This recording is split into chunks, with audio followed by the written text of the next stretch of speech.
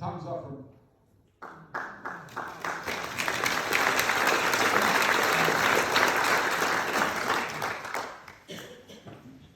That video, we produced a separate video called No One Eats Alone, and it's all about Joel and Mike's story. It's now in over 200 schools in Minnesota. They are drawing up a curriculum so it can go on for the entire year, and they're going to offer it free to any school that wants it. So if anybody in Seymour wants it, we can set you up with it. But it just shows you that one little act of kindness can go a long, long way. And just imagine how many more people that will impact because of what Joe Mauer did 21 years ago. We do make our biggest impressions when we're not trying to be impressive. So purpose, align your actions with your values, and you can make a tremendous impact. Persistence. People who make an impact are persistent in their positivity, and they're persistent in their preparation. I remember the time I had to be the most persistent in my entire life. And I'm going to admit it here because it's in my high school. It's when I started dating. You see, every time, I had a big problem. Every time I brought a girl home, my mom didn't like her. Kurt Betcher brought a girl home from college and he married her. I brought a girl home from college and my mom didn't like her. So finally I got smart. I went out and I found a girl that looked like my mom. She kind of dressed like my mom. I know this sounds kind of funky. She wore the same perfume as my mom. And it was great. I brought her home. My mom loved her. Now I had a new problem. My dad didn't like her.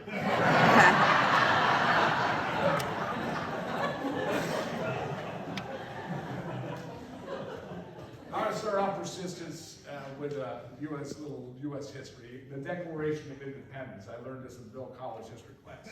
One of the greatest documents ever written. And in that document, we are guaranteed certain inalienable rights: life, liberty, and the pursuit of happiness.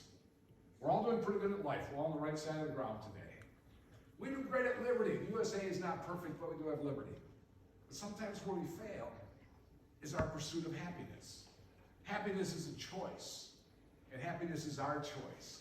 You see, I think the best way to look at people who are happy are people you want to be around. Are there people that you kind of ignore or try to stay away from because they're not happy? I like to live by the 90-10 rule. You ever heard of the 90-10 rule? 90-10 rule goes like this. I think if we all look at our lives, somewhere around 90% of our lives are good, if not great. And 10% need a little work. We all have a little mess in our lives, right? We're all not perfect. Where people lose balance, where people go negative, is when they spend 90% of their time with the 10%. Spend 90% of your time on the positive, and that will help you stay positive around people. Sometimes life gets in the way of your pursuit of happiness. I don't know about you, but I like to take nice, long, hot showers. Sometimes I'm in the shower so long I can't remember if I shampooed my hair or not. What really ticks me off is I don't need as much shampoo as I used to need. Greg Leisking, you understand this, right?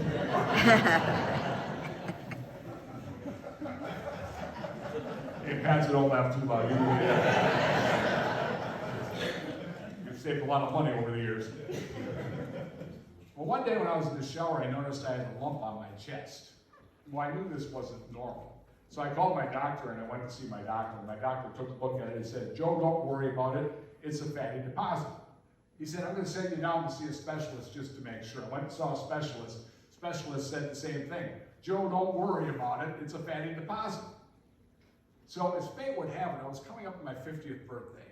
And that year for my 50th birthday, I bought myself a present, a 2-day executive physical down at Mayo Clinic in Rochester. So I went down to Mayo Clinic. The first doctor I go to looks at the lump on my chest and says, "Joe, don't worry about it. It's a fatty deposit." So now I had 3 doctors telling me the same thing. I was pretty much resigned to the fact that I was going to go through life growing a 3rd man boob. On the 2nd day of my physical, the doctor said, "You know what, Joe? Let's just be 100% safe. I'm going to take a little biopsy of that lump and make sure it's not nothing." I'm 99% sure it's nothing. Well, they did a biopsy, and that weekend was the fishing opener in Minnesota, because I knew as soon as I was done with my physical, I was heading up north with my buddies, and we were going to catch a lot of fish and drink a lot of beer. Maybe not in that exact order. But I went up fishing all weekend with my buddies, didn't think about it at all. On Monday, I got back to the office, and I got a call from Mayo Clinic. And I knew they weren't calling to ask me how the fishing was. I knew that the call would change my life, and it did. The doctor said, Joe, you got cancer. You got blood cancer, lymphoma. You'll have it the rest of your life. We got it early. You're going to go through hell, but we can get through this. I knew at that moment my life had changed forever. I knew at that moment remission was my mission. I remember closing the door and thinking to myself, I wasn't mad, I wasn't even scared, but I started getting nervous because I knew I had to start telling people. So I called my wife and I said, hey, Laura, I'll meet you at home for lunch. And when I got home for lunch, I said, honey, Mayo called, I've got cancer. We hugged and we did what anybody would do after receiving such devastating news.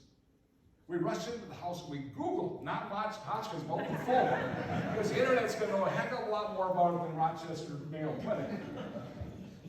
Now, the one thing they don't tell you when you get sick is how to tell your kids.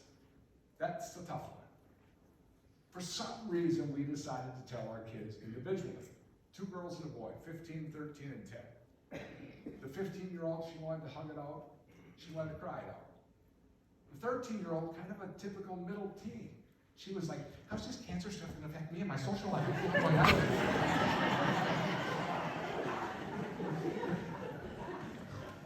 My 10-year-old, my son, the minute we said cancer, he put his hand up, didn't want to hear another word. And 2 days later, he asked his mom, he said, Mom, when Dad loses all his hair, will it grow back? So we knew we had to watch. Now, a lot of amazing things happen when you have a medical crisis. You have the support of your friends, your family, your faith. I had people tell me, Joe, you got the big C, live every day like it's your last. I did it for 2 weeks, and it was fantastic. And now I had 2 new problems. One, I was broke, and 2, Laura was thinking about leaving me. So I ended up. So I go down to Mayo Clinic, and I got to do a series of tests all over again. We go into the first waiting room, and as I'm sitting there, the music on the music system is playing the theme from the movie Love Story. Now, if you're not old enough to remember this movie, it was the saddest movie ever invented. For you youngsters out there, think about when Mufasa goes down in The Lion King. That's how sad this was. We go to the next waiting room, and it's Memories by Barbra Streisand, a funeral song. Kurt Becher has it on his playlist.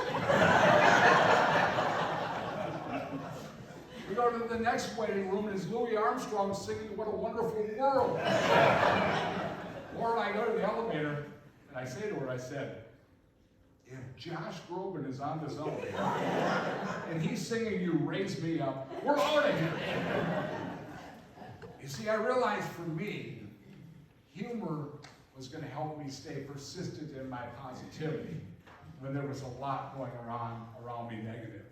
What keeps you positive during the eye of a hurricane? What keeps you positive when there's everything around you going negative? Use it. It's a fantastic weapon. So we go and see the doctor. And the doctor says, Joe, your cancer is slow moving. Why don't we wait to treat you in the fall? And this was May. He said, enjoy the summer with your kids. We'll keep an eye on your cancer. You're going to get knocked off your feet when your kids are back in school. It'll be easier on your family. So I thought, great.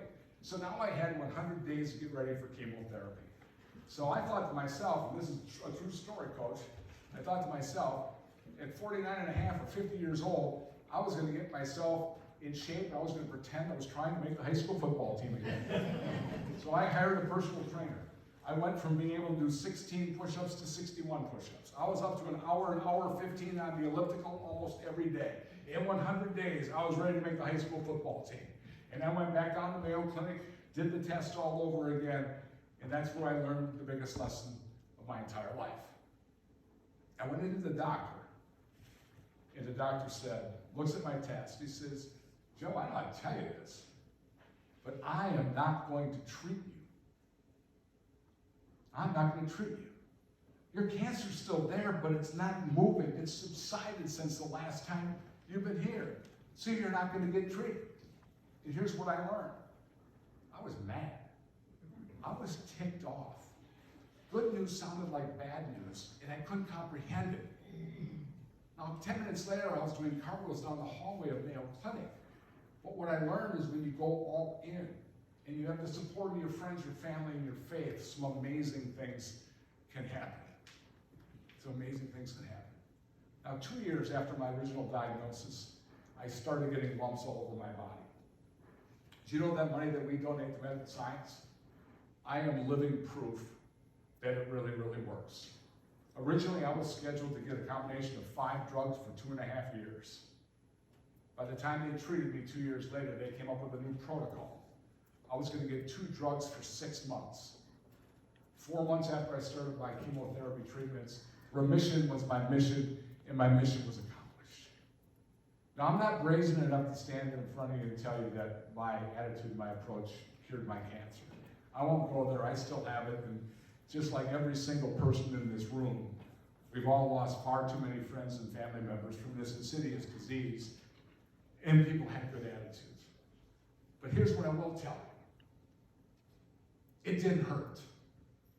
It didn't hurt. And what really helped were the people around me, my family, my friends, the ones who were concerned about me. They were relaxed, which helped me relax. And that was the way to do it. See, I started off talking about the journey. There were so many great lessons I learned on that cancer journey. When we told our kids individually, not even sure why we did it, what a great lesson. They all reacted differently. There are no rules for how people handle stress, anxiety, bad medical news, grief. There are no rules, and too many times we put what we think people should respond the way we would respond. They all responded differently. I remember being in the chemo room one day, and this lady sitting next to me, they're bringing her chemo. And she goes, "Here comes my poison." And I thought to myself, lady, you got it all wrong. So when they brought me my stuff, I said, here comes the good stuff. Give me the good stuff that's going to get rid of the bad stuff, because that's where I was at mentally. And I said it loud enough that she could hear it. I'm not sure if it helped her or not. For all I know, they poisoned her. But for me, that's how it worked. Now I'm so doggone healthy, doctors want me to donate my body to science while I'm still alive. It doesn't have to be something as big as a major medical crisis to keep your persistence and your positivity going. You got to figure out what keeps you positive in that eye of the storm. First thing you got to do is you got to get rid of negative thoughts. How do you distract yourself? We all get negative thoughts. What do you do to distract yourself to get when you have negative thoughts? Listen to the words you speak. Get rid of negative words. And last but not least, have the courage to get rid of negative friends. Laura and I were out to dinner a few years back with some friends we hadn't seen in a while. We had a lot of mutual friends. About halfway through the dinner, we realized this was a really negative night. They were talking trash about some of our friends. They were complaining about the food. They were complaining about the service. They were bragging about their kids. And everybody knows our kids are better than their kids. It was just a really negative night. And on the way home, Laura said, that wasn't very fun. I said, no, it wasn't. I said, let's not go out with them anymore. I said, we only have so many nights we can choose who we socialize with. Let's not choose negative. And we haven't gone out with them since. Now let's be honest in this room. How many of you in the past year, out of some sense of social obligation, spent some time with somebody you really didn't want to? Raise your hand just a little bit to kind of admit it. Yeah. If they're sitting next to you, don't look at them right now. Not a good time for you to look at them. You also need to be persistent in your preparation. Coach your football coach. The better prepared team wins most of the time. The fastest horse doesn't always win the race. You always have to be prepared. In my TV business, sometimes we can be prepared, and no matter how well you're prepared, stuff happens. And that's what happens in life, right? You can prepare, and stuff happens. Looks like